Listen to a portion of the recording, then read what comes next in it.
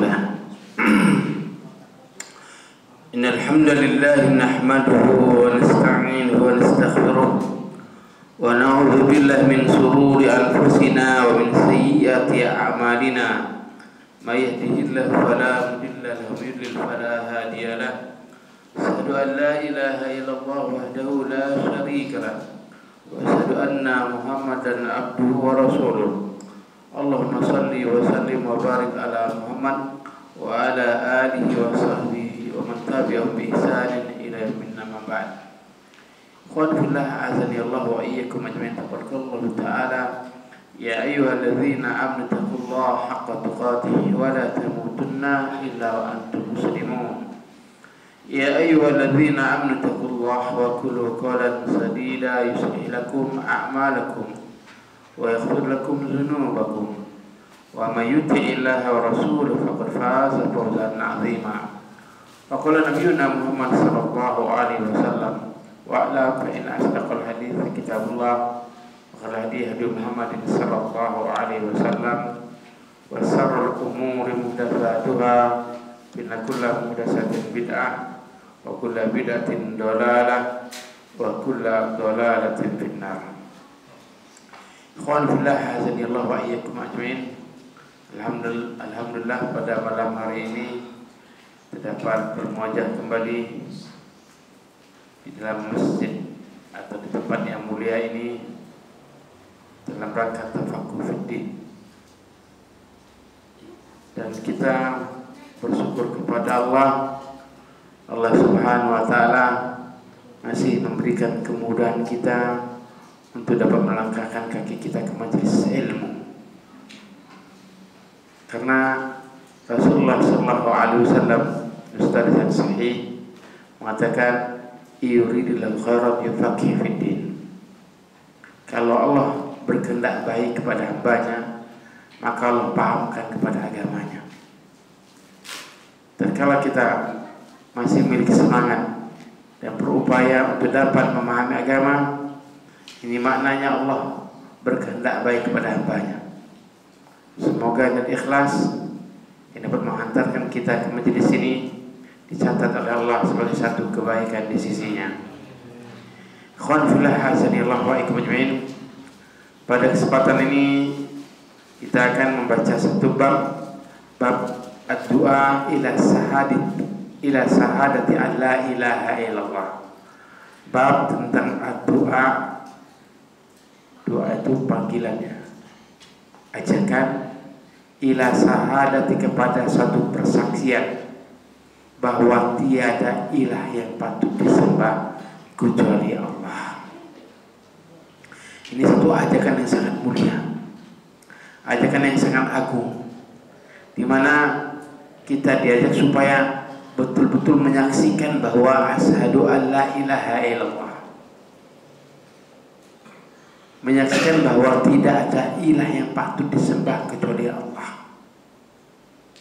Dan itu persaksian yang bukan hanya menyaksikan bahwa tidak ada Tuhan, karena tiada ada Tuhan diakui oleh orang-orang Quraisy.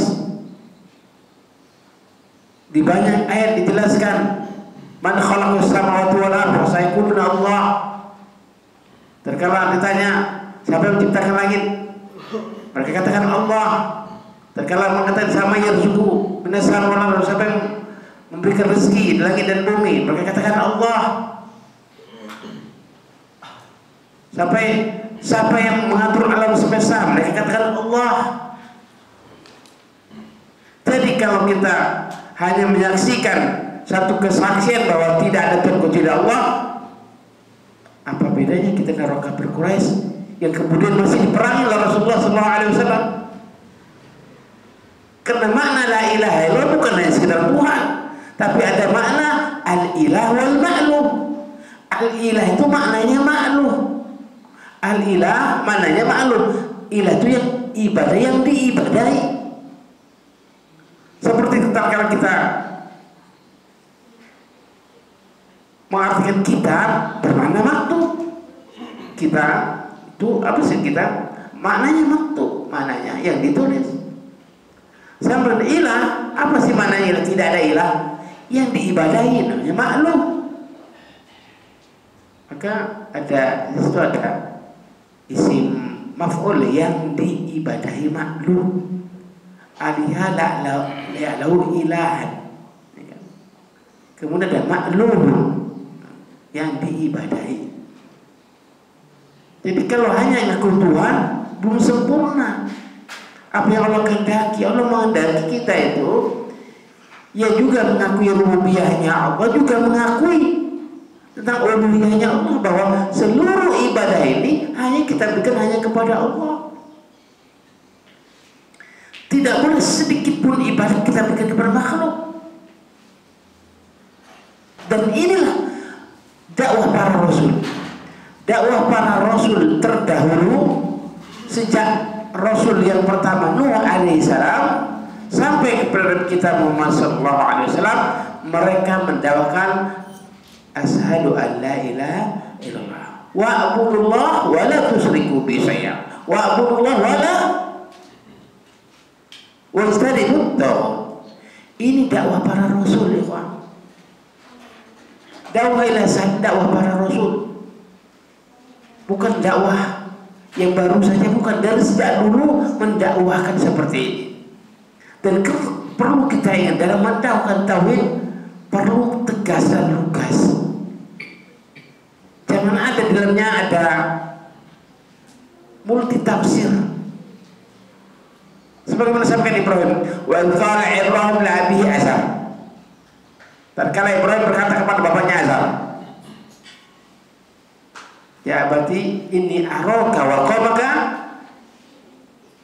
tapi dolali mungkin. Sebenarnya kan atattakhidhu asnaman alihah, apakah kamu jadikan patung-patung itu jadi Tuhan? Ini aroka wa qomaka fi dolali mungkin. Sungguh aku melihat engkau dan kamu dalam kesesatan yang sangat nyata. Satu bahasa yang tegas, lugas, dan tidak bisa ditafsirkan dengan bahasa lain. Karena ini masalah ibadah kepada Allah. Sampaikan dengan sebenar-benarnya. Di perkara orang terima dengan tidak itu perkara lain. Ya kan? Mau terima ya alhamdulillah, tidak terima ya nggak jadi masalah kok. Karena dakwah ini pada hakikatnya hanya menyampaikan, bukan cari pengikut. Ikhwan fillah azza wa jalla. Dalam ayat yang pertama disajikan oleh Syekh Muhammad Abdul Wahab dalam kitab ini, wa qala Allah ta'ala qul hadhihi sabili ad'u ila Allah ala basirah ana wa man ittaba'ani wa subhanallah wa ma ana minal musyrikin. Firman Allah Ta'ala,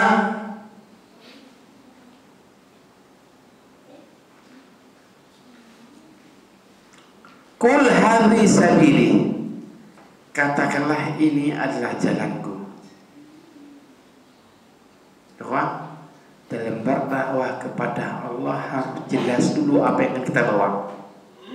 Maka qul, katakan Muhammad ini jalanku. Ya kan? Katakan Muhammad ini jalanku. Ad'u ila Allah, aku menyeru kepada Allah ala basirah. Ya Pak? Pertama harus jelas dulu prinsip dan pandangan kita terhadap agama. Bagaimana akidah kita, bagaimana tauhid kita, harus jelas terlebih dahulu. Tidak boleh dibuat remang-remang, apalagi dibuat abu-abu. Jelas, hadhihi sabili, ini jalanku. Ad'u ilallah, dan aku menyeru kepada Allah ala basirah, dan basirah. Syekh Muhammad Shalih Al-Utsaimin menjelaskan makna basirah. Aku menyeru kepada Allah, aku mengajak kepada Allah dan basirah. Apa maksudnya ala basirah? Kata Syekh Muhammad Shalih Al-Utsaimin mengatakan ala basirah itu dua perkara. Perkara pertama tentang ilmu yang akan disampaikan dan materinya harus dikuasai. Yang kedua, basirah itu berkaitan dengan siapa yang mendengar. Karena tujuan menyampaikan dakwah itu supaya sampai pesan kepada pendengar. guna kita. Sudah lama bercerita, berbusa mulut kita tanya, paham nggak Pak? Nggak paham saya. Nah, sudah berbusa mulut kita bercerita, orang nggak paham. Bisa bahasanya tidak bisa dipahami, atau mungkin bahasa terlalu tinggi sehingga tidak bisa dicerna bersama. Gini kok. Jadi ini adalah modal bagi seorang dai, dan kita semua ini dai. Mana penjelasannya setelah ayat berikutnya, ana wa man taba'ani, aku dan yang mengikuti aku. Jadi Muhammad menyeru kepada Quds basirah, dan orang yang mengikuti aku pun harus menyeru juga dari basirah, harus jelas pun ya, harus jelas sikapnya. Bagaimana pandangannya terhadap agama. Maka kul hadhi sabili ad'u ila Allah ala basirah, aku menyeru kepada Allah atas basirah, aku dan orang yang mengikuti aku. Dalam perkara ini aku dan yang mengikuti aku, kita semua punya kewajiban yang sama dalam menyampaikan dakwah. Dakwah bukan tugas seorang dai saja. Dai bukan tugas seorang mubaligh saja, tapi tugas kita semua untuk menyampaikan dakwah ini sehingga dakwah ini sampai. Ya kawan, dijelaskan pada kesempatan lalu tentang apa? Taifatul Mansurah, bahwa agama ini la tazalu ta'ifatun min ummati zahirin ala. Senantiasa ada satu kelompok di umatku, dan kalimat ini kata tidak istiqrar, maknanya terus menerus akan ada satu kelompok yang menyerukan kebenaran sampai hari kiamat. Artinya tanpa kadar ikut serta kita di dalam dakwah ini dijamin oleh Allah sampai kiamat ya Allah. Olehnya betapa ruginya kita tatkala kita tidak punya andil dalam dakwah ini. Rugi, sungguh rugi. Bagaimana andil kita? Banyak macam andil. Bisa dakwah bilisan, tidak bisa dengan tulisan, tidak bisa juga dengan perbuatan, ya kan? Banyak sih. Dan ini yang kita dituntut oleh Allah Subhanahu Wa Taala. Hari kiamat kita akan ditanya oleh Allah Subhanahu Wa Taala, apa kontribusi kita terhadap dakwah ini? Jika sini jelaskan, kul hadhi sabili, katakanlah Muhammad, inilah jalanku, aku menyeru kepada Allah dan basirah, aku dan orang yang mengikuti aku. Kalau kita merasa kita ini umatnya Muhammad, ikut Muhammad, ikut serta dalam dakwahnya. Kalau kemudian kita merasa saya bukan umat Muhammad, sudah tidak punya beban lagi, karena yang dibebanlah aku dan orang yang mengikuti aku, yang mengikuti Muhammad sallallahu alaihi wasallam. Wa subhanallah, dan maha suci Allah, wa ma ana minal musyrikin, dan aku bukan termasuk orang yang musyrik. Benarkan di sini Muhammad bukan orang musyrik.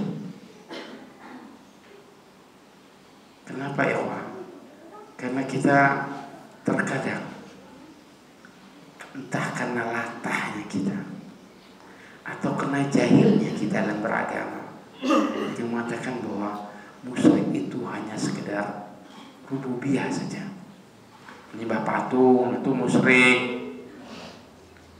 Terkala memalingkan ibadah kepada selain Allah, dia tidak hitung sebagai bagian dari musyrik.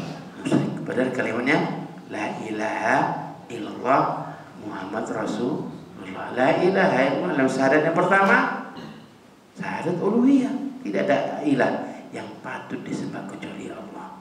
Tak boleh ada satu zat di sana kita berikan penghambaan kecuali hanya kepada Allah. Yang kedua, tauhid risalah.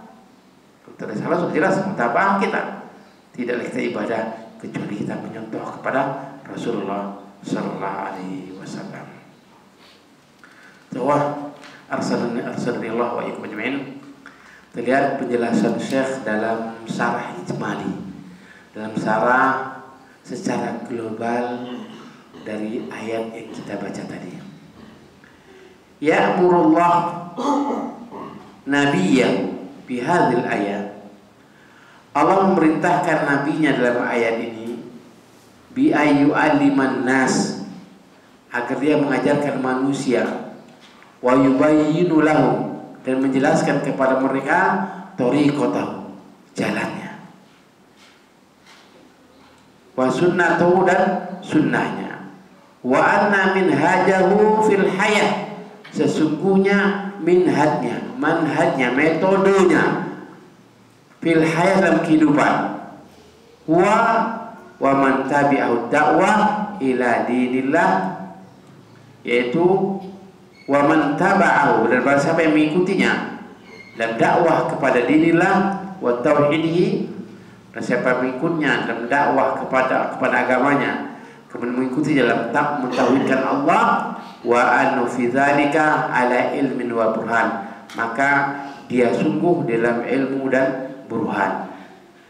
Wa huwa maniktada bihi, kemudian dia dan yang diikutinya, wa saddaqa bihi, dan yang dibenarkannya, wa an yunazzihullah, kemudian mensucikan Allah dan mengagungkan Allah, ayakuna lahu syarik, dia mensucikan Allah dan mengagungkan Allah dari Allah mempunyai sekutu dalam rububiyahnya, asma'i dan sifati, asma' dan sifatnya, wa annahu bari, dan sesungguhnya Allah, ya, sesungguhnya Allah bari'un minal musyrikin. Di sini maksudnya Rasulullah tadi kata wa ma'ana minal musyrikin, jadi Rasulullah yang bari'ah, maksudnya Allah berlepas diri dari orang-orang musyrik, wa syirkau, dan kesirikan mereka.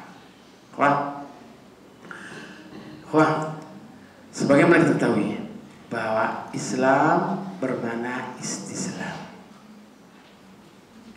Islam itu istislamu lillah bitauhid wal inqiyad lahu bitta'ah wa bara'atu minasyirki wa ahlihi wa bara'atu minal bidah wa ahlihi. Jadi sebagaimana kita ketahui bahwa Islam itu adalah berserah diri kepada Allah, tunduk dan patuh kepadanya, wal inqiyad lahu bitta'ah wa bara'atu minasyirki, dan berlepas diri dari kesyirikan dan pelaku kesyirikan. Kesyirikan kita jauhi, pelaku kesyirikan kita tinggalkan. Ya. Tidak berikan ruang, ya. Pelaku kesyirikan jangan berikan ruang. Harus bara'ah, harus berlepas diri dari kesyirikan. Inilah yang dilakukan Nabi SAW, wa ana bari, dan aku berlepas diri dari kesyirikan.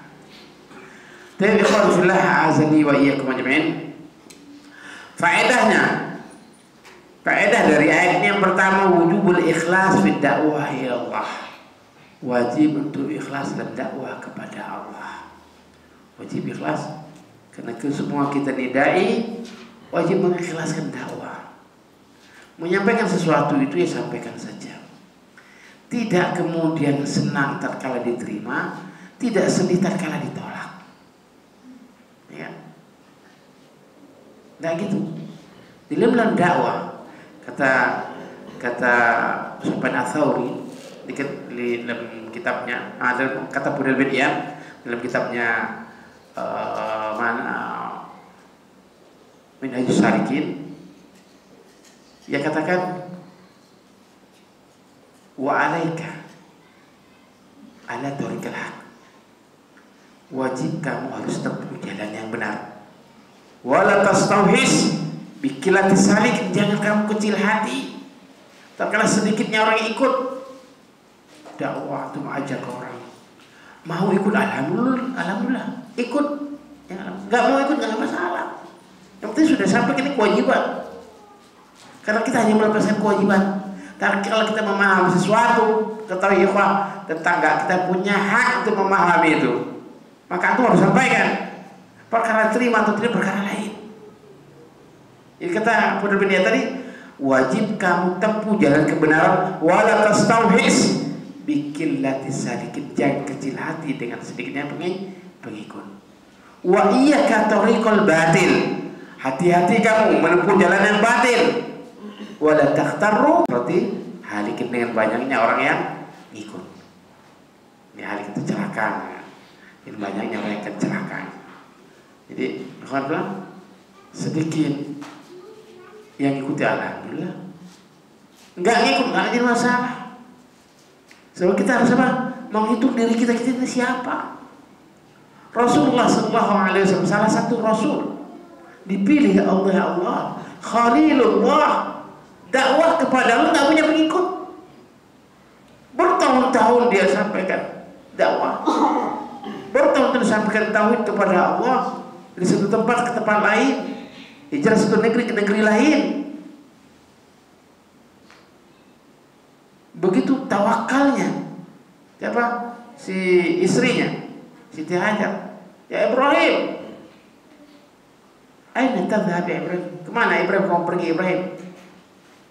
Ibrahim tidak menjawab. Kata Hajar, apakah ini adalah perintah Rabbmu? Ibrahim mengatakan ya. Apa kata Hajar? Kalau ini perintah Rabbmu, Allah tidak akan menyanyiakan kami. Tapi kemudian dari ayat ini yang dipahami dengan pemahaman yang salah, sebagaimana dipahami oleh sebagian dari pengikut sufi yang ekstrim. Dia mengatakan kalau gitu kita andalkan Allah, tinggalkan istrinya, tinggalkan semuanya, nanti Allah yang memberikan rezeki. Kita tawakal kepada Allah tanpa ngambil sebab. Padahal terkala Hajar mengatakan, kalau memang ini perintah Rabbmu sehingga kamu meninggalkan kami di satu tempat yang tidak punya apa-apa. Tapi Hajar tetap mencari sebab. Akhdhu bil asbab, mengambil sebab. Apa sebabnya? Dia lari sana, lari sini, cari minum. Lari antara Bukit Marwah dan Safa dan Marwah, sehingga kemudian mendapatkan air. Itu akhdhul asbabnya. Meskipun Allah Subhanahu wa ta'ala menjamin, tapi tetap harus ambil sebab. Ini tawakal yang benar. Ya kawan, arsanillah wa iyyakum ajmain. Rasulullah dalam ikhlas, dalam ibadah, dalam ngajak dakwah kepada Allah, tetap harus ditanamkan rasa ikhlas. Ada ikhlas yang ada pada diri kita. Diterima alhamdulillah, juga nggak apa-apa. Ya, tetap harus ceria saja ya. Kenapa? Kita semakin yakin bahwa yang memberikan petunjuk itu Allah, bukan kita. Itu mau kita jadi sombong pula, ya kan? Gak bisa karena saya, karena Allah. Maka di situ jelaskan dakwah ilallah, bukan dakwah ila nafsi. Dakwah kepada Allah, ya kan? Betul-betul tanamkan keikhlasan kita pada Allah Subhanahu wa ta'ala. Yang kedua ya Pak, yajibu an takuna da'watu ila Allah qa'imatan 'alal hujjah wal burhan.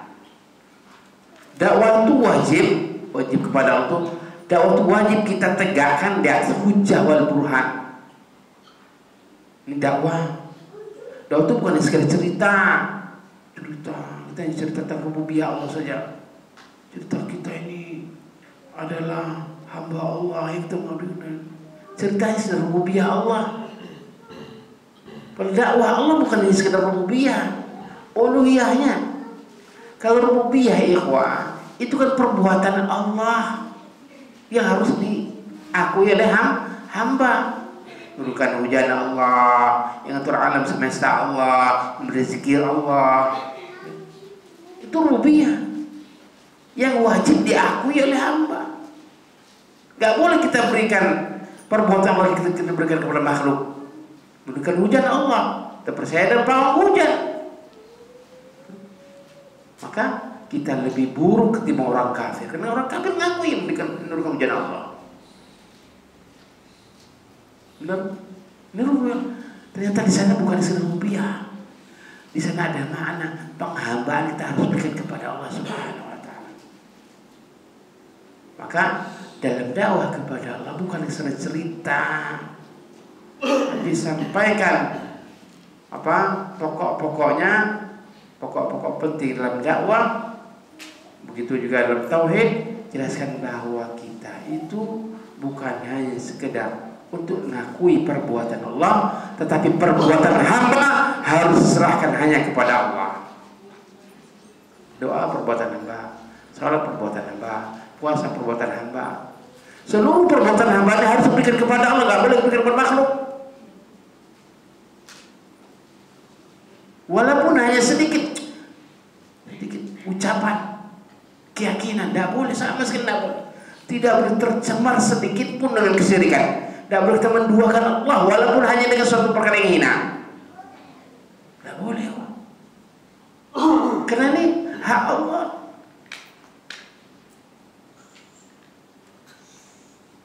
Jadi dalam dakwah kepada Allah, tegakkan di dalam hujah dan burhan. Ini dalilnya. Kalau kalian mengatakan begitu, hatu burhanakum in kuntum shadiqin. Mana dalilnya? Kalau kalian benar, dalilnya mana? Sudah itu tahu. Itu dakwah, dicontohkan oleh Allah dalam kitabnya. Begitu pula dalam kita misalnya bermuamalah kepada manusia. Kalau kemudian mereka punya dalil, alhamdulillah, dapat ilmu satu kita. Kan gitu. Jadi, perhatikan bahwa hujjah wal burhan ini sangat penting. Tidak boleh kita meleset sedikit pun. Ya, hujjah wal burhan. Jadi hujjahnya imma qala wa qala Rasul sallallahu alaihi wasallam. Baik. Yang ketiga, wujubul bara'ah min asyirki wa ahlihi. Wajib untuk bara'ah dari kesyirikan dan pelaku kesyirikan. Wajib berlepas diri, Pak. Siapa dia? Orang tua. Kesyirikan bara'ah kita. Berbuat baiknya ya sudah, kita berbuat baik karena dia orang tua. Tapi dia berbuat kesalahan harus bara'ah. Berlepas diri kita dari kesyirikan-kesyirikan. Kita sampaikan dakwah, berlepas diri kita kesyirikannya. Kata kita disuruh oleh orang tua, dan perkara ini saya tidak bisa. Dan perkara ini insya Allah saya bisa. Sampaikan kepada orang tua kita. Ini prinsip dasar tahun saya, bahwa saya tidak boleh memberikan sedikit pun penghambaan kepada selain Allah. Dan ini perbuatan syirik. Kalau ada perintah yang lain, monggo saya akan lakukan, karena ini bakti saya kepada orang tua. Tapi perkara ini kesyirikan saya tidak ada. Jadi kalau perintah kesyirikan, la tuti'huma, jangan kau taati keduanya. Kalau diperintahkan melakukan kesyirikan. Apa contohnya, Pak? Contohnya misalnya apa? Ngijing. Kan sekarang kan banyak sekali tentang bisnis ke Turki kijing ini ya. Dari kijing 1 ke kijing 2, kijing 3, dengan meminta apa? Meminta syafaat. Ya, sebenarnya. Padahal siapa yang butuh doa, Pak? Ahli kubur apa? Kita yang butuh doanya. Ahli kubur butuh doa kita. Bukan kita butuh doa dia, mana dia bisa berdoa? Dia sudah mati. Ya kan? Jadi kalau berperintah ke sana, lah tuti'huma, jangan kau taati keduanya. Tapi yang lain Allah jelaskan setelah wa'budullah, setelah Allah jelaskan tentang ibadah kepada Allah, kemudian diperintahkan untuk berbuat baik kepada orang tua, wabil walidaini ihsana. Baik. Jadi wajib ada barahnya, Pak ya. Baru ada kesyirikan siapapun dia. Kita hari ini masya Allah di kaum muslimin, coba ya yang memenuhi tontonan jalan kebang siapa? Orang kafir atau orang Islam? Orang Islam. Benar nggak? Itu kan budaya yang ada muatan kesyirikannya. Karena secara nalar bisa nggak manusia makan beling, bisa manusia makan paku. Kalau tidak ada istirok jinnya, setan belisnya tidak mungkin. Oleh karenanya baroah kita itu dari perbuatan itu. Jangan justru kita tertawa, terhibur. Allah disebutkan kamu tertawa. Itu. Oleh sebutkan kita bahagia, Masya Allah. Mana tahu kita? Sekali lagi ya, ini penting. Ya, jadi sekalian sebagai contohnya, terkadang kita tuh nggak tauhid tapi nggak paham syirik itu apa saja. Ini penting. Oleh kata para sahabat, kata ulama, tahu tauhid itu harus tahu syirik. Tahu syirik bukan kita harus berbuat syirik, tapi agar kita terjaga dari kesirikan. Ya kan? Jadi tahu hak terus tahu kejelekan. Tahu kejelekan bukan untuk melaksanakan kejelekan, tapi agar kita tidak jatuh dalam kejelekan. Gitu. Terus tahu apa saja kesirikan supaya kita dapat memahami. Apalagi sekarang ini Masya Allah bulan Muharram Pak, Masya Allah. Perapatan biasanya biasa-biasa kan ramai perapatan, ngeriung perapatan, bikin Masya Allah. Ya sebelah ini harus perhatikan, ini akidah ya Pak. Kalau maknanya resik deso termasuk ini supaya kita terjaga asal dengan seperti itu. Wah, begitukah Islam? Islam kita punya tauhid, kita punya keyakinan yang kepada Allah. Begitu kuatnya keyakinan kita kepada Allah, datang seperti itu. Jadi hindari perkara itu. Karena memang di musim saat ini banyaknya larung laut, larung gunung, larung bumi yang kesemuanya itu memiliki muatan kesirikan kepada Allah Subhanahu wa Ta'ala. Cuci keris, macam-macam. Yang keempat apa? La yasihul amal illa muwafiqan lima ja'a bi Rasul. Tidak sah amal kecuali sesuai dengan apa yang didatangkan oleh Rasul. Kita beramal tidak akan sah amal kita ini kecuali amal kita ini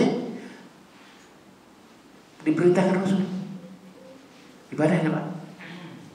Jadi dalam kitab Qurtubi, nama tafsir Al-Qurtubi namanya, dijelaskan di sana amalun soleh. Apa definisi amal soleh? Dijelaskan amal soleh itu adalah al-amal ala kitab wa sunnah. Jadi amal soleh itu adalah seluruh amal kita yang amali sesuai dengan kitab, sesuai dengan Quran, sesuai dengan sunnah. Ini amal soleh. Tidak serta-merta terkala kita sholat jadi amal soleh. Tidak serta-merta kita berdoa zikir jadi amal soleh. Kita lihat dulu nih amal kita sesuai nggak dengan kitab, sesuai dengan sunnah, maka akan menjadi amal soleh. Bila menyelesainya, maka tidak menjadi amal soleh. Maka kembali lagi dan surah Al-Kahfi, man kana yarju liqa'a rabbih falyamal amalan sholihan wa la yusyrik bi ibadati rabbih ahada. Barang siapa yang ingin ketemu Rabbnya, ketemu Tuhannya. Siapa yang tidak mau ketemu Tuhan? Kita semua ingin ketemu Rabb. Di mana ketemu nanti? Dari akhir. Tapi tidak semua orang ketemu Tuhan, tidak semua ketemu Rabb. Wujuhu yawma'idhin nadhirah ila rabbiha nadhirah. Dijelaskan. Wajah mereka yang berseri-seri kemudian melihat wajah Rabbnya. Jelaskan dalam satu hadis mereka melihat wajah seperti mereka melihat bulan purnama. Siapa yang berkemuliaan? Yang beramal soleh. Man kana yarju liqa rabbi, para siapa yang ingin ketemu Rabbnya, falyamal amalan sholiha, dan dia beramal soleh. Amal soleh, amalnya sesuai dengan kitab dan sunnah. Tidak kita angkat Allah, ada dalilnya. Tidak bagi Allahu Akbar, ada dalilnya. Allahu Akbar, ada dalilnya. Atau Allahu Akbar, ada dalilnya. Kan gitu. Maka kata para seorang ulama, kalau bisa tidaklah kamu garuk kecuali ada dalilnya. Dalilnya. Ini masalah ibadah ya Allah. Dan tidak ada alasan bagi kita nanti pada hari akhir Sebagaimana jelas oleh Ibnu Umar dalam kitabnya Syarh Sunnah yang ditulis oleh Imam Al-Barbahari. Jelaskan, la udhra li ahad, tidak ada alasan bagi seseorang fi dolalatin rokabah hasabah huda, dalam perkara-perkara yang sesat yang ia kira petunjuk, wala fil huda tarokaha hasabahu dolala, atau dalam petunjuk yang ia tinggalkan yang ia kira itu adalah kesesatan. Qad buinatil umur wa subatil hujjah, karena perkara seluruhnya telah dijelaskan kan, kemudian perkara yang telah ditegakkan hujahnya. Jadi nggak ada alasan dari akhir, afan ya Rob, saya lakukan itu semata-mata saya kira itu petunjuk, saya nggak tahu kalau itu kesesatan. Tidak ada alasan ya Pak. Walau fil huda taroka, atau dalam petunjuk yang kita tinggalkan, kita katakan ya Rob, afan ya Rob, saya tinggalkan itu bukan karena saya malas, tapi saya pikir itu kesesatan. Gak ada alasan ya Pak. Qad buinatil umur, karena perkara yang telah dijelaskan, dijelentrehkan. Agama ini terang benderang ya Pak. Gak ada alasan kita gak tahu ya. Terang benderang, lailuha kana hariha, malamnya seperti siangnya. Gak ada yang tersembunyi, semuanya disampaikan Nabi kita sallallahu alaihi wasallam. Jadi selebihnya bahwa laisibul amal itu tidak akan pernah sah kecuali amal kita sesuai dengan apa yang didatangkan oleh Rasul kita Muhammad sallallahu alaihi wasallam. Bahwa kita itu sebenarnya kalau beramal, ingin mengamalkan sunnah Rasul, satu hari satu malam gak kuat ya Wah. Itu yang sesuai dengan sunnah yang ada dalilnya. Kenapa harus cari-cari yang gak punya dalil? Kenapa cari-cari yang ini menurutnya baik, ini kan bagus? Ya bagus menurut kamu, itu baik menurut Allah. Kata apa? Kata Imam Malik rahimahullah, man ibtida'a bil Islam ibtida'an yarahu hasanah faqad za'ama anna Muhammadan khana risalah. Para siapa yang membuat-buat dalam agama ini, membuat bidah dalam agama ini, kemudian menganggap perbuatan bidah adalah perbuatan yang baik, itu kan baik. Yang ngaji baik, zikir baik, tapi terkala disimpangkan kepada selain Allah, atau kemudian thariqahnya dibuat thariqahnya Rasulullah, menjadi tidak baik. Jadi siapa yang membuat-buat dalam Islam ini satu perbuatan bidah yang ia kira dan dia menyangka bahwa itu perbuatan baik, faqad za'ama anna Muhammad, sungguh dia telah menyangka Muhammad telah mengkhianati risalah. Karena risalah sudah semua itu telah dijelaskan, risalah sudah telah disampaikan oleh Muhammad, Nabi kita Muhammad sallallahu alaihi wasallam. Yang kelima ya, wujub tanzihillah amala yaliku bijalali, wajib kita mensucikan Allah terhadap perkara yang tidak pantas untuk keagungannya. Subhanallah, maha suci Allah. Tidak pantas kita seperti seperti orang Yahudi mengatakan Uzair ibnullah, atau kemudian Nasara mengatakan Isa ibnullah. Subhanallah, amal itu syariku, maksudnya Allah dari apa yang kalian sekutukan. Karena Allah tidak mempunyai anak, dan Allah juga tidak diperanakkan, tidak beranak, dan juga tidak asal dari yang diperanakkan. Allah Subhanahu wa ta'ala, qul huwallahu ahad, Allah samad, lam yalid wa lam yulad. Sebab terkala dia beranak, berarti nggak mampu. Ya. Apakah kalau dia beranakkan, kalau dia hasil dari reproduksi, berarti nggak mampu. Kalau Allah tidak beranak dan juga tidak diperanakkan. Jadi dan perkara ini satu perkara yang harus kita sucikan Allah. Dan kalau kita mendapatkan bahwa ada sesuatu yang kemudian mencederai nama-nama Allah dan sifatnya, segera kita mensucikan Allah Subhanallah dari apa yang mereka lakukan. Subhanallah, apa yang mereka sekutukan. Alhamdulillah.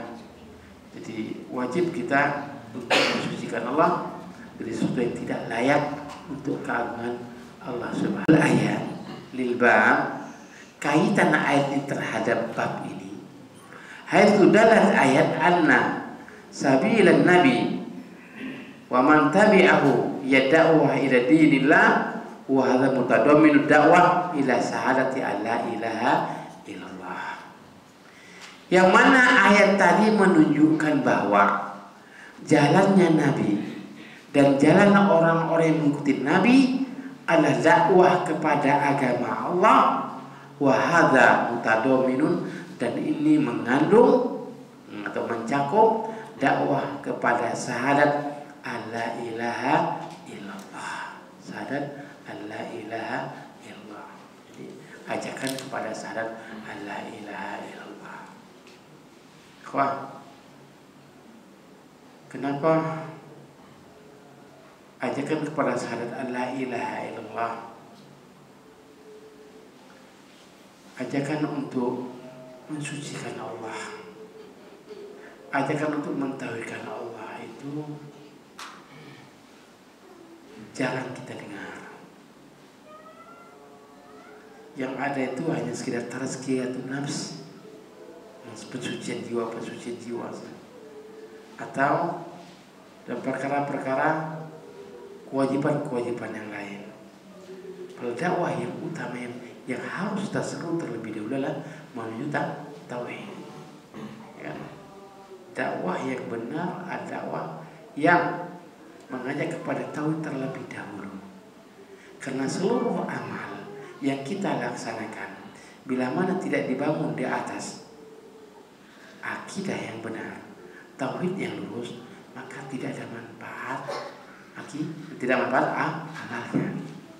Jadi innal ibadah la takunu ibadatan in kanat al ibadah la taqumu ala tauhid. Sungguhnya dakwah, sungguhnya ibadah tidak akan menjadi ibadah apabila ibadah itu tidak dibangun di atas tauhid yang benar.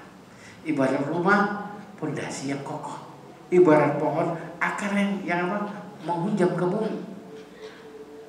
Kalau akarnya kuat, maka dia akan tumbuh, berkembang, dan akan bercabang-cabang. Begitu kuat dan kokohnya. Tapi kalau enggak, dia akan rubuh. Begitu pula rumah.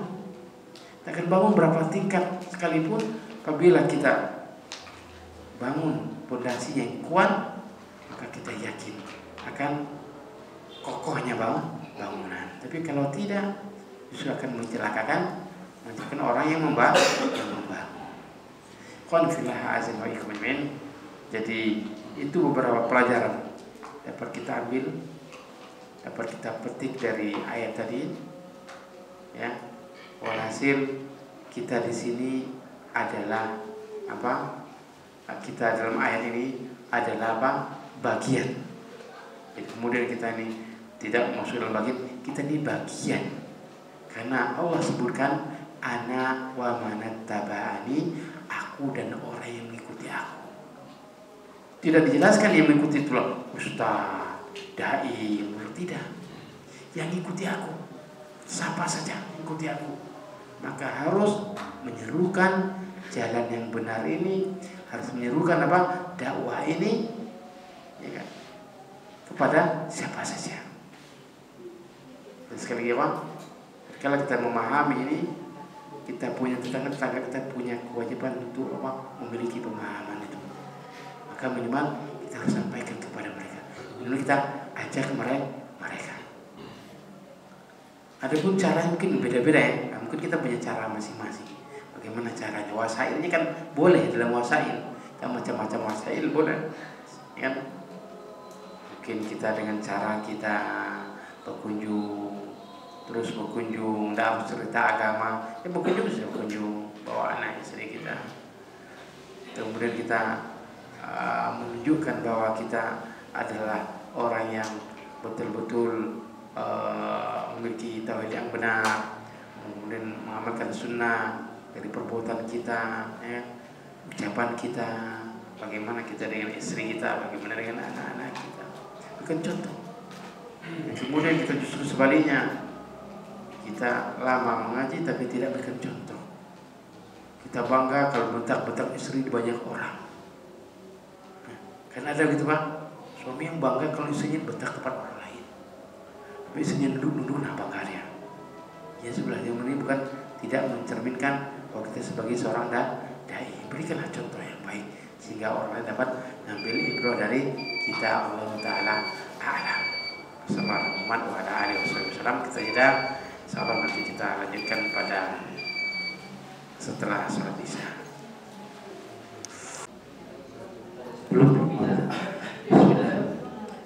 Alhamdulillah rabbil alamin hamdan katsiran thayyiban mubarakan fihi. Asyhadu an la ilaha illallah wahdahu la syarika lah wa asyhadu anna Muhammadan abduhu wa rasuluh. Allahumma shalli wa sallim wa barik ala Muhammad wa ala alihi wa sahbihi wa man tabi'ahum bi ihsanin ila yaumil amma ba'd. Alhamdulillah azani Allah wa iyyakum ajma'in.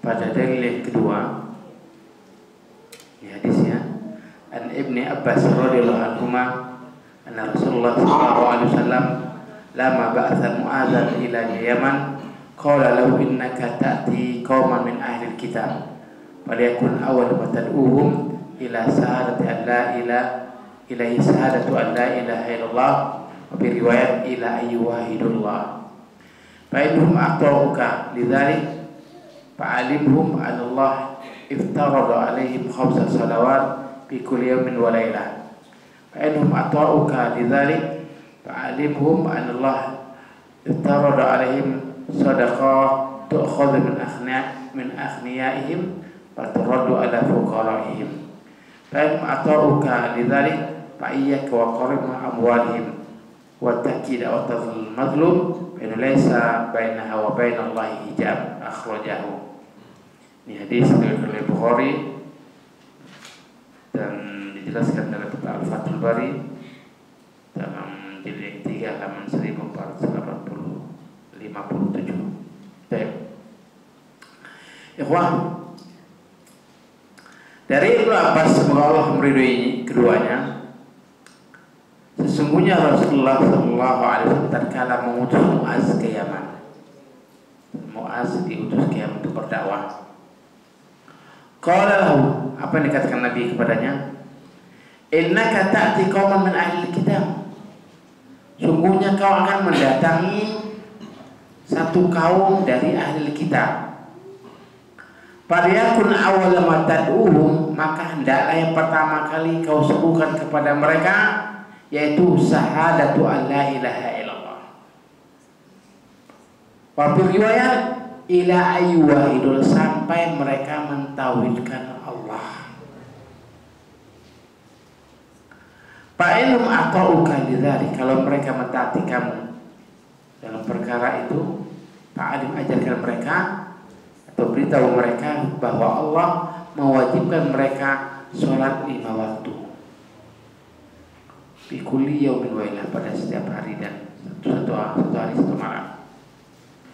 Fa'ilhum ata'uka lidzalik, kalau mereka mentaati kamu dalam perkara itu, maka ajarkanlah mereka atau beritahu mereka sesungguhnya Allah mewajibkan kepada mereka apa? Zakat, sedekah. Itu maknanya zakat.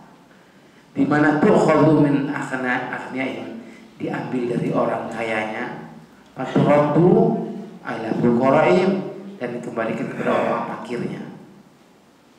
Fa'inhum ata'uka lidzalik, kalau mereka mentaati kamu dalam perkara itu, wa iyyaka wa qarma amwalihim, hati-hati kamu wa qarma amwalihim, terhadap apa? Terhadap harta-harta yang mereka sukai, mereka senangi.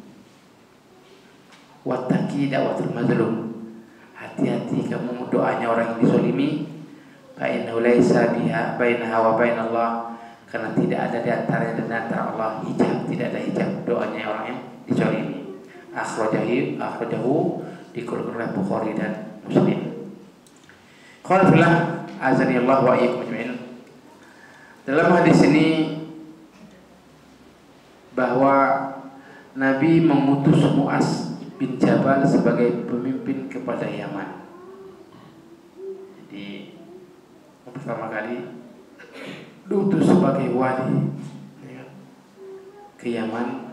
Apa kata Nabi? Nabi membimbingnya untuk apa?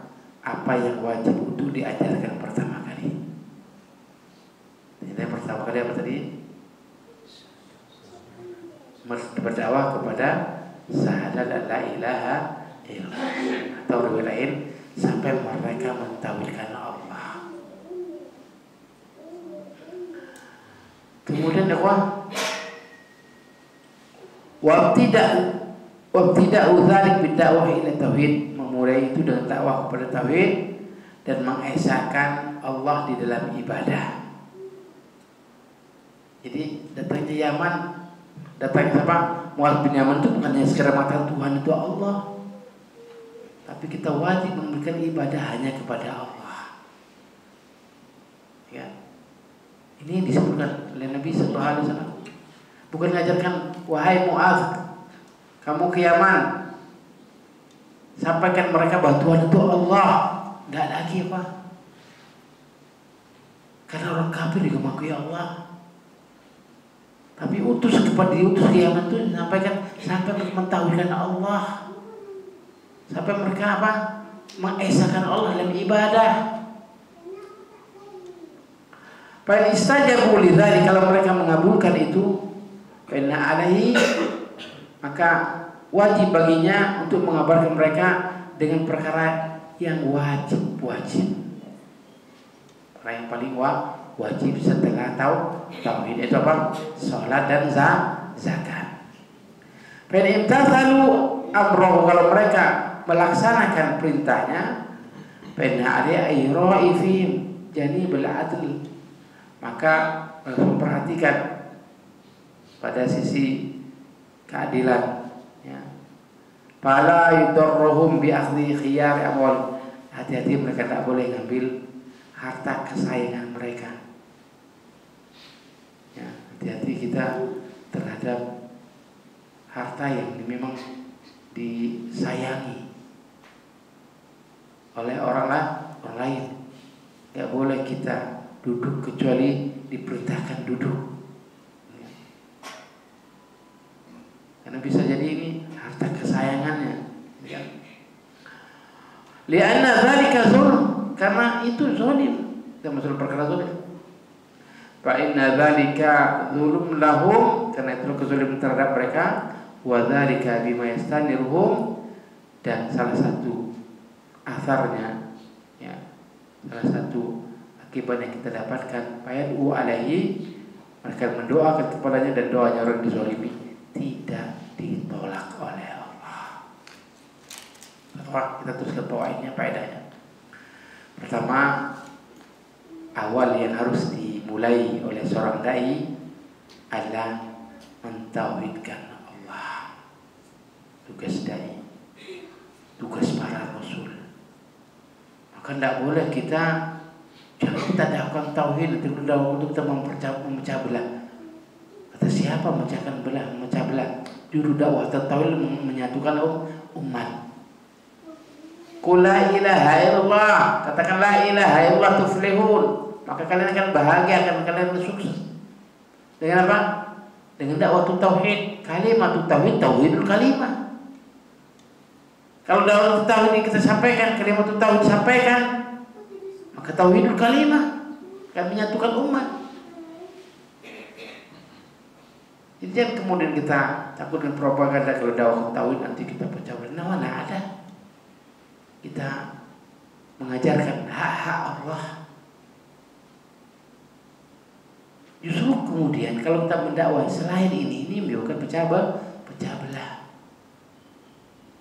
Kalau kemudian orang tidak terima, wajar. Nabi Muhammad sallallahu alaihi wasallam saja, Nabi kita sallallahu alaihi wasallam waktu di Mekah belum menjawab qul la ilaha illallah, qul la ilaha illallah. Kemudian apa akibatnya? Rasul kita harus hijrah. Hanya nyebarin kalimat la ilaha illallah. Kawan bilang, jadi dakwah seorang dai harus dakwah kepada tauhid. Imma dakwah kepada keluarga kita, dakwah kepada handai taulan kita, dakwah kepada dirinya, dakwahkan terlebih dahulu tauhid.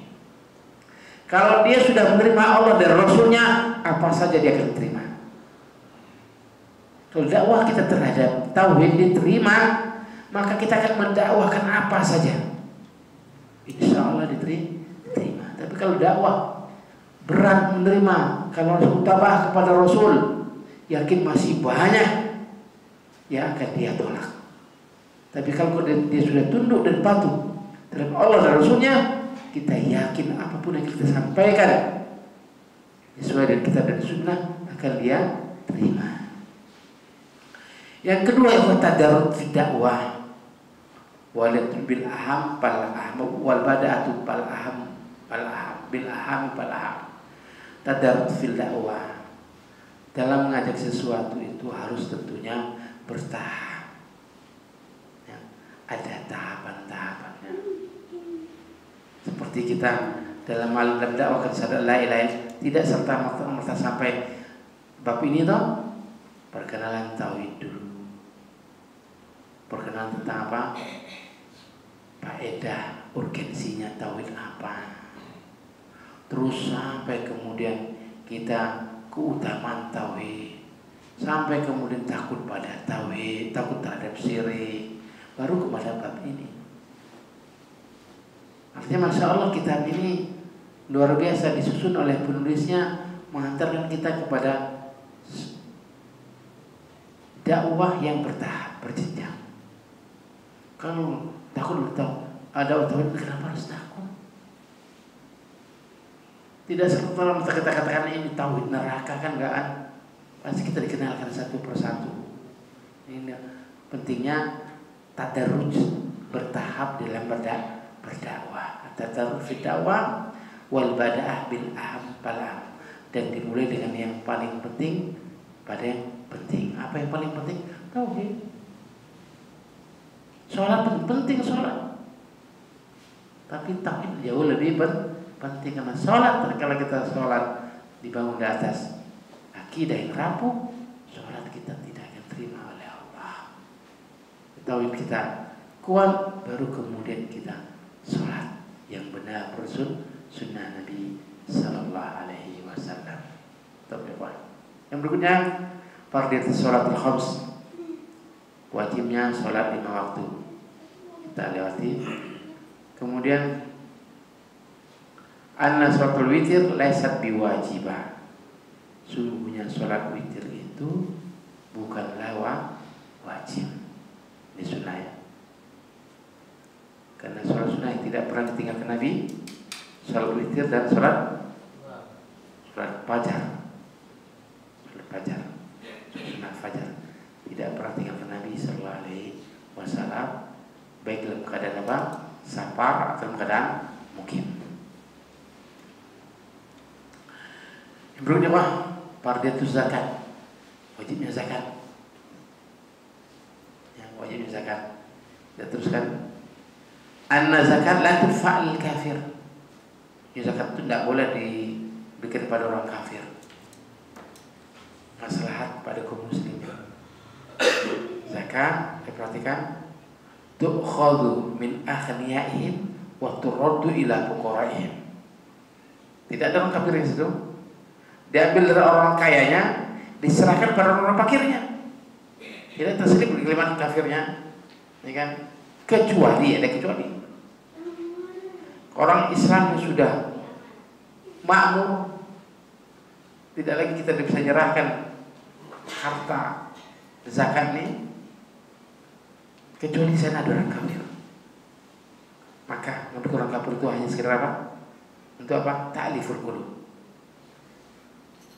Pertamanya wajib sama muslim. Kedua, namanya zakat ini zakat apa? Zakat mal ya. Kalau zakat mal itu wajib ya Pak, harus didatangi. Maka tu'khadh, harus diambil, ditagih. Sunnah ini.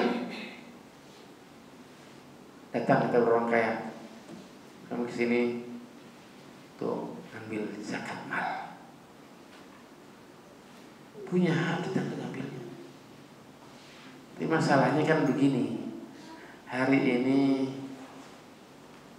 belum ada lembaga resmi kaum muslimin, ya kan, yang dapat mengambil, datang satu persatu.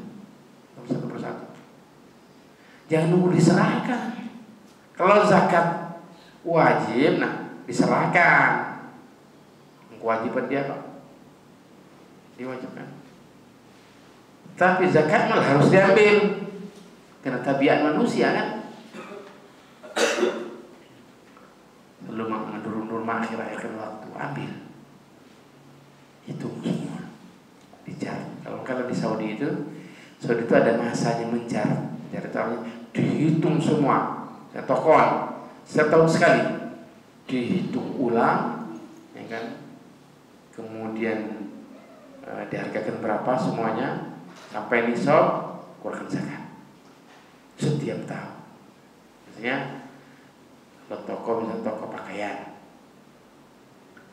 mau Ramadan itu dihitung semua, pakaiannya berapa, ininya berapa, dihitung semua satu persatu. Ternyata wajib untuk zakat disakatkan, dan semuanya sudah kebiasaan. Ya. Kalau kita di sini wajib kita datang-datangi. Mana Pak Daeng wajib disakati, mana benar-benar tidak wajib disakati.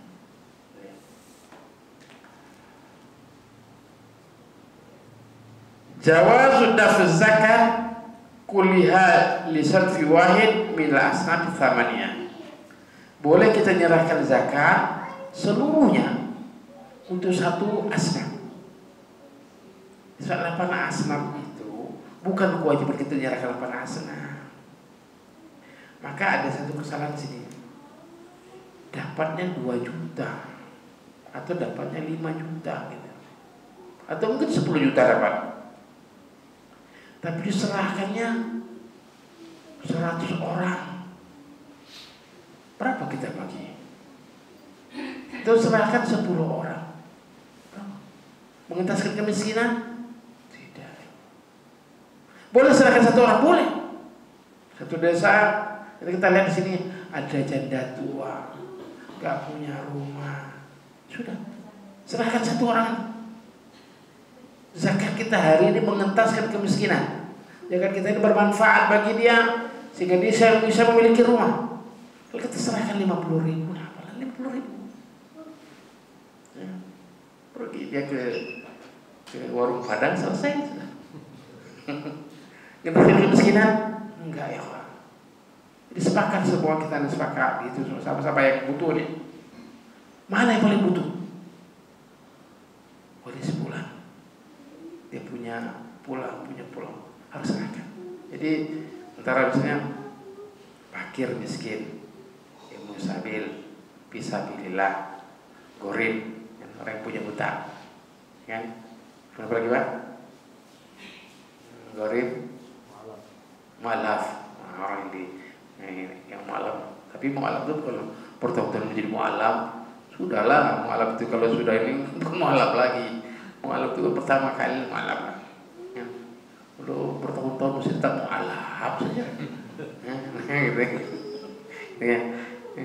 Jadi Ibnu Sabil, jadi ada fisabilillah, ada Ibnu Sabil.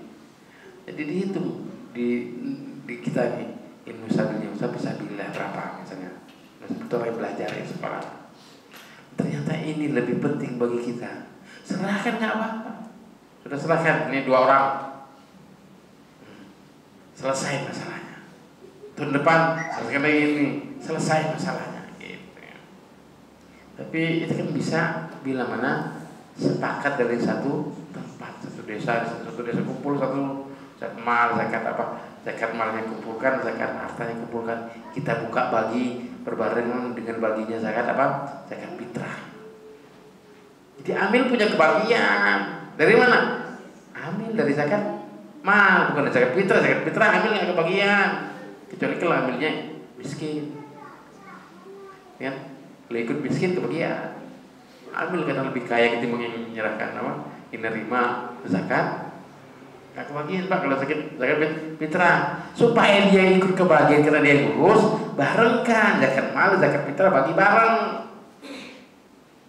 sehingga amil dapat kebagian dari zakat mal karena punya hak amil kan. Gitu. Teruskan. Anal fuqara min ahli zakat, fakir termasuk ahli zakat. Oke.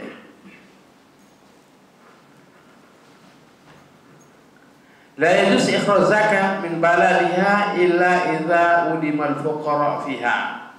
Tidak boleh mengeluarkan zakat dari negerinya kecuali apabila tidak ada fakir di dalamnya. Tidak boleh kita mengeluarkan zakat dari sini, ya, serahkan ke Banten, tuntas ternyata sini sudah tidak ada orang yang fakir, baru kita serahkan pada tempat yang lain. Adapun asnaf yang 8 bukan wajib ya, bukan wajib harus bagi 4, itu punya hak gitu aja, yang berhak untuk menerima, tapi nggak harus bagi 8. Ternyata di tempat kita hanya 2 asnaf, saya bagi 2 asnaf. Jelas tujuannya mengentaskan kemiskinan. Yang berikutnya apa? La yajuz dapat zakat lil aghniya, nggak boleh nyerahkan zakat pada orang kaya, jelas. Orang kaya itu diambil bukan penerima. Kalau akhirnya kaya ya nggak nerima lah. Ya. Zakat apa? Zakat harta, zakat harta bisa nerima amil, punya hak, tapi yo jangan membidik amilnya. Ya. Berikutnya apa? Tahrimu akhdh zakat min khiyaril mal wa inna ma yu'khadhul wasl. Tidak boleh kita ambil zakat dari harta yang menjadi kesenangan seseorang. Wa yu'khadhul wasl, tetapi kita ambil tengah-tengahnya. Jadi ya, ambil tengah-tengahnya. Mana yang kemudian kita cerita bahwa kalau Afrika, sekelompok Afrika itu punya kebiasaan, kalau kita bertamu, kita minta kasih, ambilnya. Tapi nanti dia akan ingat nanti, terkala nanti dia berkunjung rumah kita, dipilihnya harta kita. Itu saya. Ini kan bila jadi itu kita hindarkan. Karena ada kesayangan harta orang lain kan. Nah, ini di tengah-tengah saja. Antara itu lah.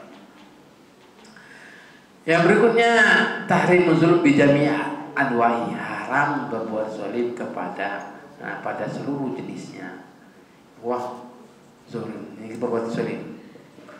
Terkala kita dizalimi orang lain, doa kita ijabah. Tapi jangan sekali-kali tatkala kita dizoliman akan lebih zolim kepada orang yang zolim. Kenapa ya Wak? Terkala kita dizolimi, ternyata itu kesempatan bagi kita untuk mendoakan dia. Doakan kita kan apa? Makbul toh? Didoakan kejelekan segala macamnya. Pada saat itu kita nggak sadar bahwa kita sebenarnya lebih zolim ketimbang dia. Karena terkala kita dizolimi, terkala kita membalas, sudah baru itu akan lebih zolim kepada orang yang zolim tadi. Kita balas ya Pak. Harusnya Pak, terkala kita dizolimi seseorang, jadikan ini sebagai aset bagi kita, ya, untuk mendoa kebaikan pada diri kita. Ya Allah, berikanlah ya Allah kemudahan bagi saya ya Allah, berikanlah ya Allah kelancaran rezeki saya ya Allah, berikanlah ya Allah. Wah, untuk diri kita, bukan untuk apa kejelekan pada orang lain. Karena pada dasarnya tatkala kita doa kita pada orang lain, kita lebih zolim kepada yang zolim tadi. Benar nggak? Maka kita Ibnu Taimiyah, haram tidak boleh. Kalau kita dizolimi orang lain, langsung angkat tangan kita, doa kebaikan itu diri kita, doa kebaikan itu keluarga kita. Jangan kita balik untuk menyerang dengan kejelekan. Maka kita akan lebih zolim ketimbang yang zolim tadi. Allah Ta'ala a'lam. Antara kedua, istijabah da'watul mazlum wa in kana fajira. Jadi istijabahnya doa orang yang zalim, yang dizalimi meskipun orang dia fajir. Hatta di orang kafir ya Pak, kalau dizalimi, ya kan, Allah dengar doanya. Maka nggak boleh kita menzalimi seseorang walaupun dia orang kafir. Yang wajib bagi kita lah unsur akhaka zaliman atau mazluman. Unsur saudara, tolong saudara kamu yang zalim atau yang dizalimi. Yang dizalimi sudah jelas kita tolong, tapi yang zalim harus kita tolong supaya dia apa? Tidak melakukan kezaliman lagi. Ditahan satu perkara yang membuat dia zalim kembali, ya, kita tahan. Dari menahan sesuatu tidak berbuat zalim, itu namanya menolong saudara kita. Tolong saudaramu zalim Thomas mazluman. Oleh sebab bab ini sampai di sini, kemudian ada kaitan hadis ini terhadap bab ini, yang mana hadis ini menunjukkan bahwa pertama kali yang harus diawali oleh seorang dai dalam berdakwah yaitu pada syahadat alla ilaha illallah, sesuai dengan bab kita. Dai kemana saja berada, itu dakwah pada orang pertama kenalkan tauhid Allah Taala alam. Sampai Syekh Nasirun Al-Albani membuat satu kitab kecil itu dengan tauhid awalan ya doa Islam. Berarti tauhid awalan, di tauhid dulu wahai para dai Islam, yang dibuat satu buku khusus kecil agar mengingatkan kepada muslimin agar menyeru kepada Allah terlebih dahulu Allah Taala alam. Sallallahu alaihi wa ala alihi wasallam. Ikhwah, mungkin ada waktu sedikit kalau ada pertanyaan. Tuh dan tempat silakan. Tadi di awal dijelaskan bahwa dalam akidah Islam dalam konteks masyarakat itu kita banyak kebiasaan-kebiasaan yang mungkin mendekati pada kesyirikan, tradisi-tradisi dan lain sebagainya. Kadang-kadang dalam sebuah tradisi itu kan sebagai bentuk rasa syukur misalnya menghadirkan banyak makanan dan lain sebagainya, yang pada akhirnya kemudian juga dikonsumsi oleh masyarakat yang rata-rata juga muslim rata-rata. Itu hukum makanannya bagaimana Ustaz? Makannya itu tidak kemudian berubah jadi halal. Jadi makanannya halal. Boleh makannya, boleh makan. Tapi jadi masalah tatkala kita tidak hadir, apa katanya? Giliran panganannya dimakan. Duna nggak datang, ya. Sebab kan, bener nggak? Kasih basic, terima. Unda nggak datang, kan? Ini masalah tuh. Ini bagian lebih amannya ya diterima, tetap diterima. Kemudian tunjukkan bahwa ini adalah memang perkara yang halal, dengan kemudian berikan kepada yang berhak untuk menerimanya. Kita punya tetangga, banyakkan istilah supaya kita tidak masuk bab tadi panganan dipangan. Bekel ngomongin katakan panganan dipangan, undang nggak datang, ini masalah Pak. Jadi tetap masalah baru dalam masyarakat. Jadi makannya tidak kemudian jadi haram, kecuali kalau itu dipersembahkan. Persembahkan itu seperti orang buat ingkung. Buat ingkung itu kan sembahkan pulang, persembahkan pulang, itu haram untuk kita makan. Kalau tidak persembahkan nggak apa-apa. Allah Taala. Ada itu yang